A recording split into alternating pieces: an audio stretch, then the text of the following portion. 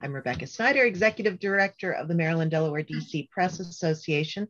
You all are in our Into the Newsroom kickoff session, which provides interns across our membership a great grounding in some of the tips and tricks and how-tos to have a really good, successful internship program. I'm joined right now with Ashley Dawson, who is the editor of the Delaware State News. Hi, how are you? Dover. And Paul Milton, who is, are you the executive editor or editor of the Frederick News Post in Frederick, Maryland? You know, just call me whatever you want to call me. Now, I don't know what my title is. I think it's executive editor, but it's Big Cheese, I think is what they call it.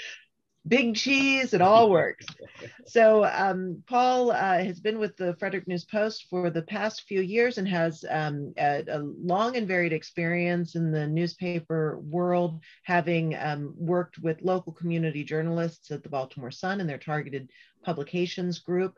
And Ashley is on her third trip back to the Delaware State News, having done stints in magazine publishing and more sort of smaller beach papers.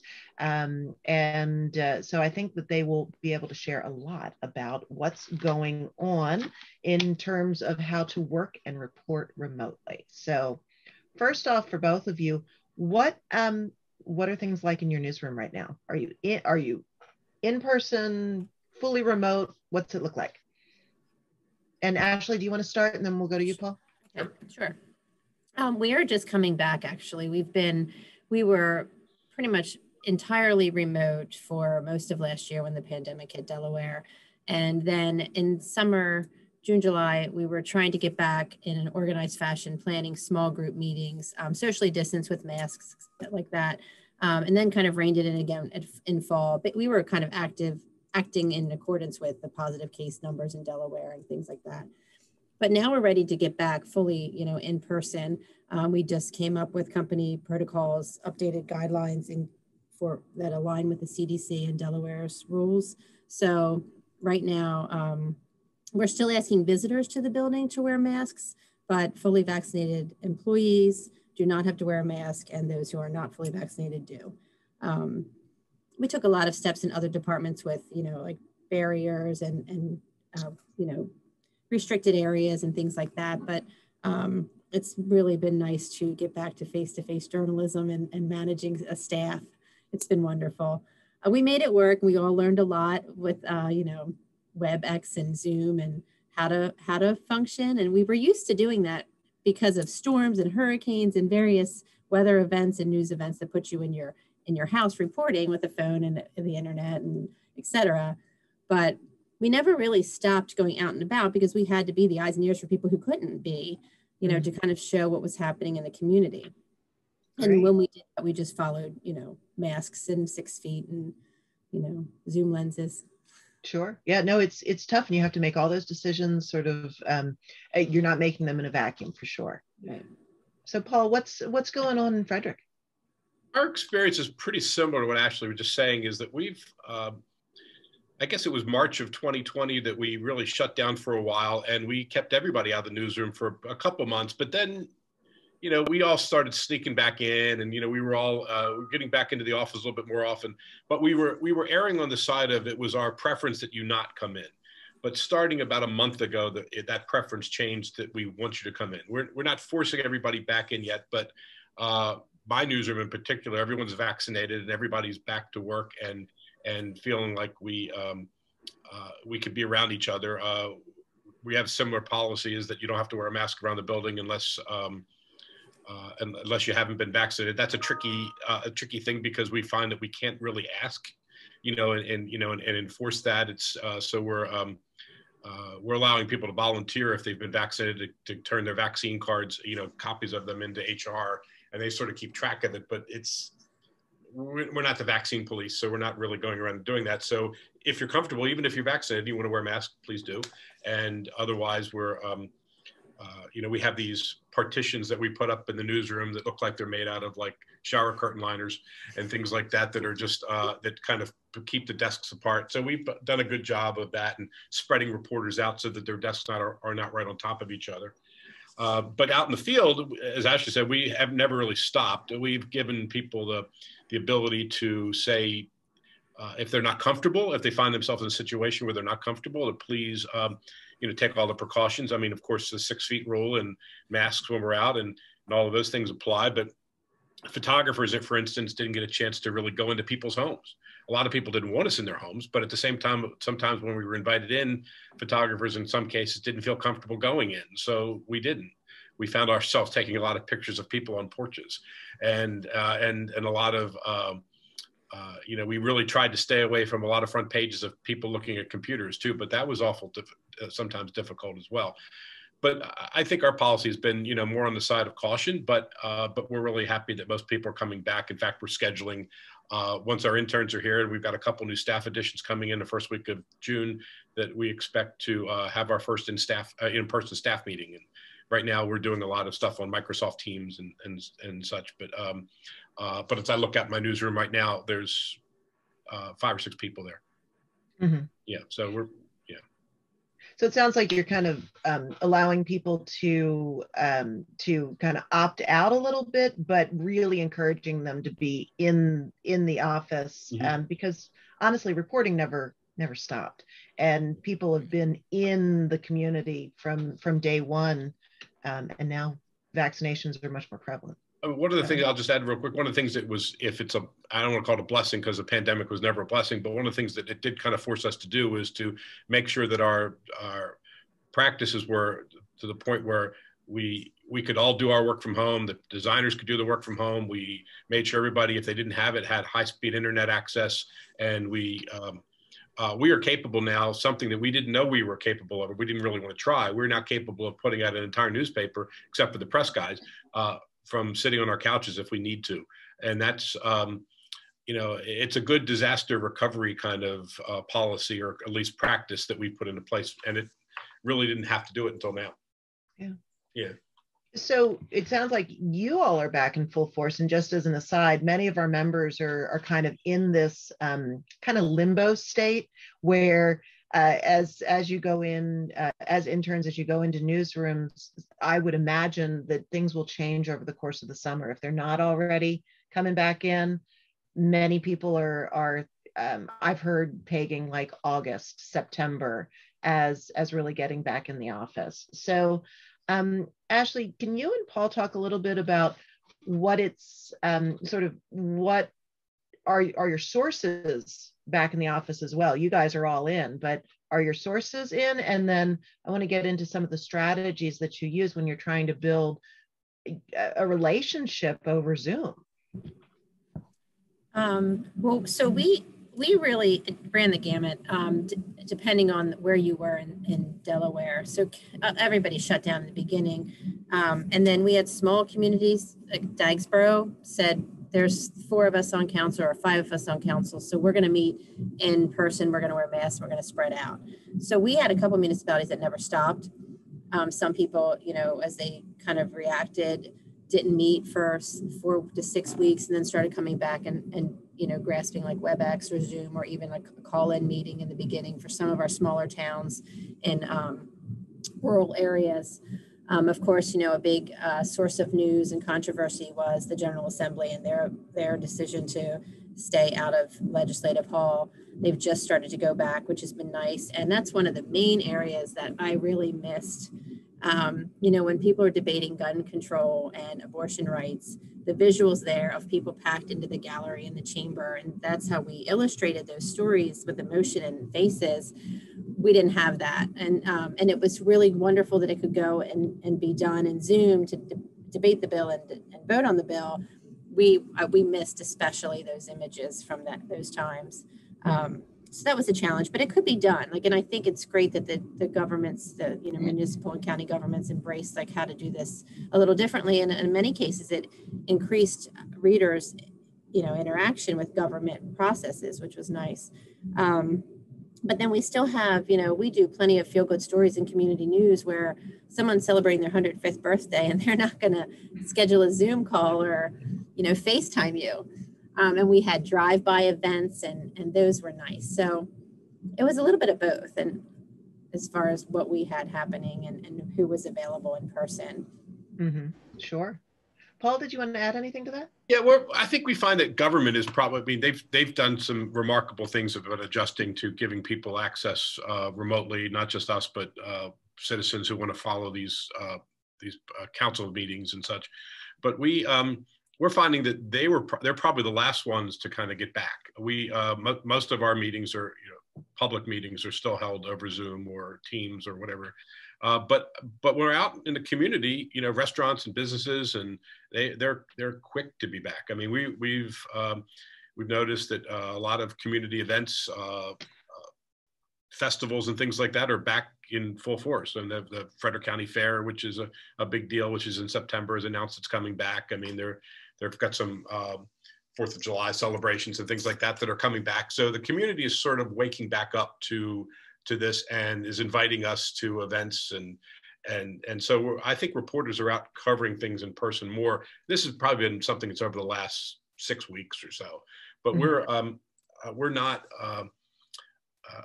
other than government. I think we're probably not really finding many people that are not talking to us, and even the council meetings and such, they're letting us come in and take, a photographer come in and take pictures of them in their meetings and things like that. They're just not ready to open it up to the public yet.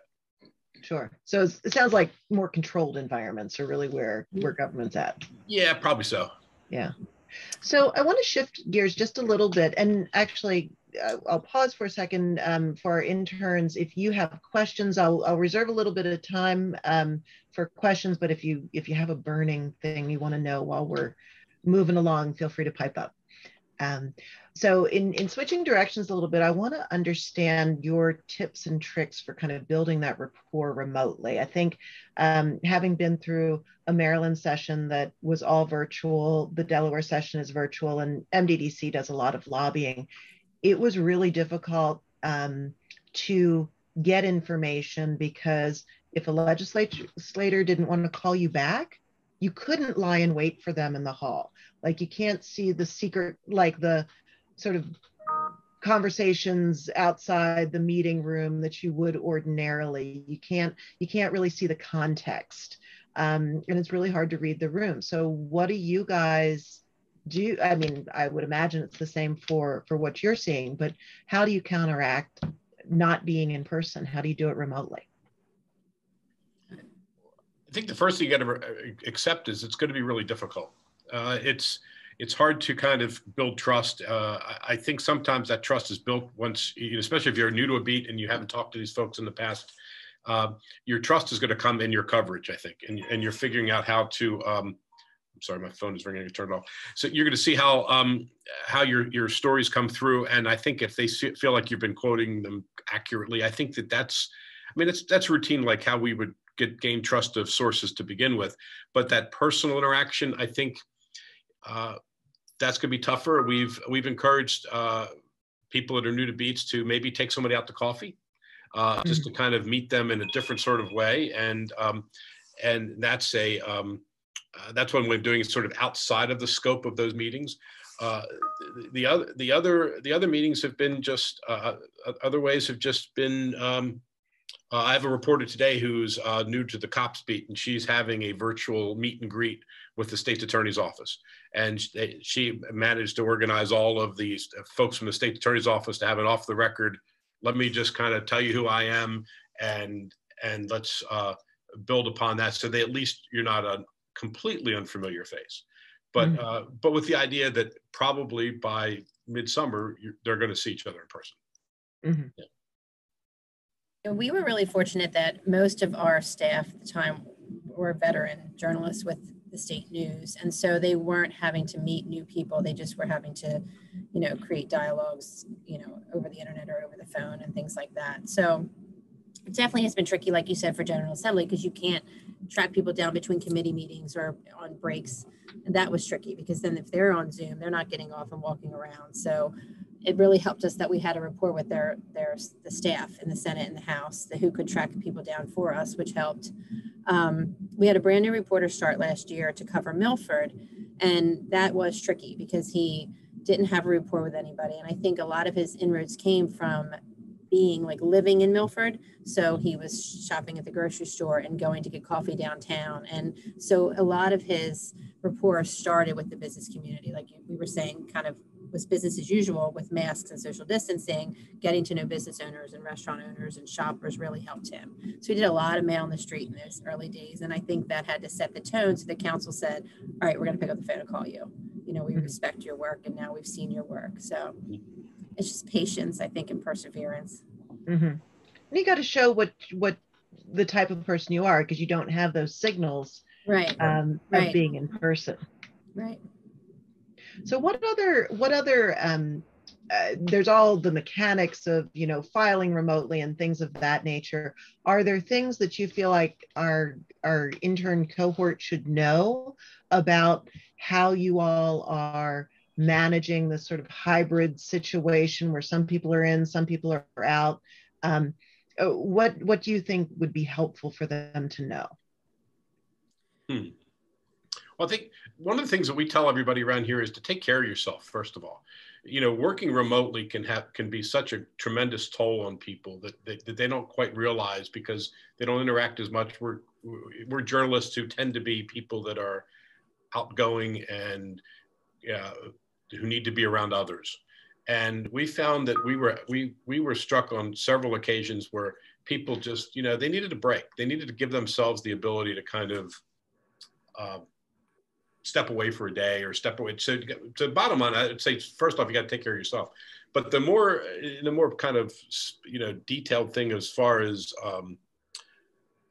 just interacting with your boss and things like that is, I think you just have to remind yourself that you need to communicate everything. Right now, there might be some things that you would do that would just be, you would do because you're in the newsroom and people can see you. I think you need to kind of feel awkward about calling your boss 3 or 4 times a day or texting them or establishing some way of having, you know, that communication. Some editors will appreciate that. Don't call me, send me a note on Zoom or Teams or whatever, an email, text me, find out what that preferred way is, and just kind of stay in touch. My news editor's out today, and so I'm running the newsroom, and I've been busy just texting everybody all morning. What are you doing? What are you working on? And they just have to understand that we're going to be a little bit more communicative right now than we would normally be. Mm-hmm.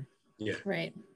It's hard. The biggest thing I missed was when there's somebody, you know, reporters collaborating on something, is you couldn't stand up and say, we just got breaking news in the inbox or across the, you know, telephone or a caller called in, and you couldn't just stand up and direct people quickly and easily. It was always these like group text and things like that. But I would say I would echo that. Like, don't be afraid to pick up the phone and call your editor or even the fellow reporters. Like, they want to help you learn. And that's the best thing to know. Like, you don't want to be sitting there like waiting to hear from something because everybody's busy and everybody's scrambling. I really think too, like, you need to be very familiar with the product. So the website, the print edition, the monthlies, like be reading what's going on and what people are doing and learn from that and see what's happening, know where the archives are and what's been reported on. And, you know, don't be afraid to say, you know, pitch a story, then someone says, we've done that one, you know, like, that's okay. Like, you're learning and everyone knows it. So, but I think reaching out to the reporters or somebody who's covered that beat for help, it really pays off. Well, it kind of ties into something we tell interns every year, which is you need to be your own advocate. So you really cannot just sit in the corner and expect that everyone's going to like trot up to you and be like, what would you like to work on today? How would how can we make your life better? You're there as part of the team and everyone is contributing. So that means asking for the feedback that you'd like to see, asking for help or advice. It may be that the format's a little different when you're working remotely. You know, many newsrooms are using Slack now. MDDC set up a Slack workspace with an intern channel, so you all could collaborate. But every newsroom has their own sort of communication patterns. And so I would really recommend getting to know what those patterns are and using them, because it's sort of, I hate to sound like an old lady or somebody's mom, but I am. Like, this internship is what you make of it. You know, like you have to take advantage of your own opportunities. So I would put that out there. And now, as we're heading into the last 4 minutes of our time with Paul and Ashley, I want to open it up to the floor to see what kind of questions you all have about working remotely or working in a newsroom. Anyone? I have a question. Sure. Is there, oh, sorry. Is there a way to clock in and out when you're working remotely, like a standard way, or does it depend on what publication you're working for? Yeah, I think it's going to depend on where you work. I mean, here we have an electronic system. You log in and you just punch in your time at that point, and that keeps track of it. So I don't think you need to worry about it.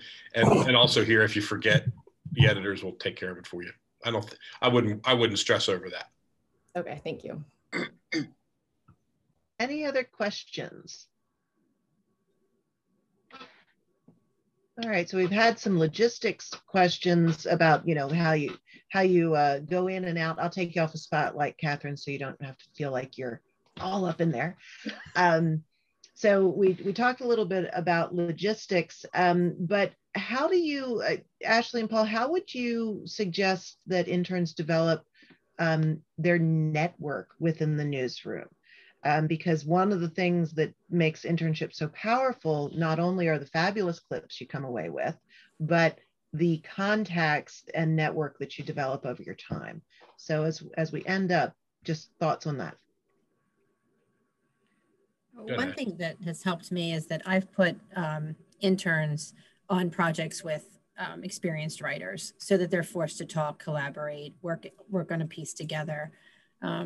I think that's a good way to do it, to kind of force it along, but for when it's not happening just naturally. Mm-hmm. Yeah, that's a good point. We do something similar, but we in addition to that, we will also sort of give an intern a big brother or big sister kind of thing where we might, I might pull a more seasoned reporter and just say, if you don't mind, help. Because it's not just the questions about being a good journalist. It's things like punching your clock, where are the restrooms, those kinds of things that, where's a good place to get lunch? All of these kinds of questions that are just kind of basic that you might feel awkward going to your boss for, but another reporter, you probably wouldn't. So I've, and I'm fortunate. I have a wonderful newsroom where people are just, I have a reporter that's coming in from Iowa that's starting next week. And my entire team has already reached out to this person. They've set up coffees with them. They've done things like that, which I think they were not asked to do it. They just did it. And I think that you'll find that kind of situation here. So take advantage of that. If a reporter asks you to go to lunch, and try to do that. You don't have to do it every day, but, try to do that, because I think you're going to pick their brain and they're interested in helping. There's a genuine interest in helping interns here. Mm-hmm. And you'll find that everywhere, I'm sure.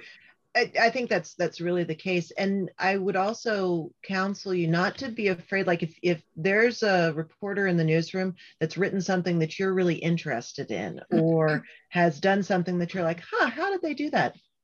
Feel free to ask. Everybody likes to share their expertise and what they're doing. So this is a great opportunity to, on a very practical level, it's sort of real world journalism school. And that's, I think, one of the real benefits of being in person that we had lost during the pandemic. So it is now striking noon. So I want to thank Ashley and Paul for sharing their expertise with us. For those of you who are just joining us, there's been a little changing of the guard. We are welcoming interns from the Delaware Community Foundation. And we're going to do a combined lunch-ish session on expectations for interns. And so we have our panelists coming on as well. So thank you to Paul and Ashley. You're welcome to stay. And for everyone else, we're going to take a 5-minute break, come back at 12:05 for our next session. So thank you. Right.